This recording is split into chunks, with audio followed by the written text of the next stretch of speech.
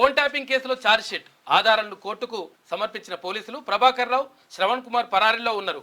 ఇక ఇద్దరిని అరెస్ట్ చేసి విచారించాల్సి ఉందన్న పంజగుట్ట పోలీసులు. భుజంగరావు, తిరుపతన్న బెయిల్ పిటిషన్లపై ఇవాళ తీర్పు వస్తుంది. రైట్. ఇక ఫోన్ ట్యాపింగ్ కేసులో ఛార్జ్షీట్ నమోదైంది.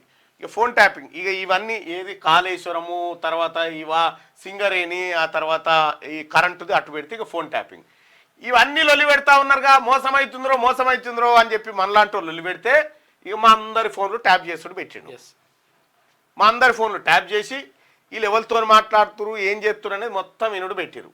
ఇంకా అంతేకాదు, ఇంకా భయంకరమైన నిజం ఏంటంటే ఎవరెవరి ఫోన్లు అయితే ట్యాప్ చేసిరో వాళ్ళ పక్కన ఉండేటోళ్ళని ట్రాప్ చేసిరు. ఫస్ట్ అది ట్రాప్ చేసి వాళ్ళ ద్వారా డైలీ సమాచారం తెప్పించుకుంటోళ్ళు.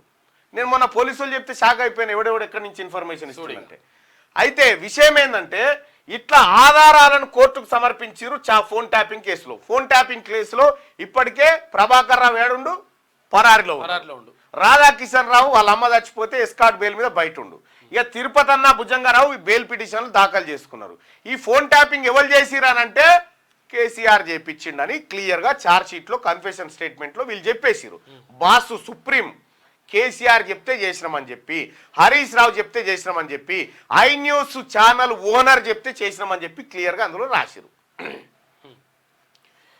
ఇప్పుడు ఇగో ఈ కేసు ఉంది. ఈ కేసుకు సంబంధించి ఈ కేసులో కేసీఆర్ జైలుకు పోయే అవకాశం ఉంది, ఈ కేసులో పోయే అవకాశం ఉంది, ఈ కేసులో పోయే అవకాశం ఉంది, ఈ కేసులో పోయే అవకాశం ఉంది. మస్తు అవకాశాలు. ఇంకో కేసు వస్తుంది, ఇంకో కేసు ఉంది.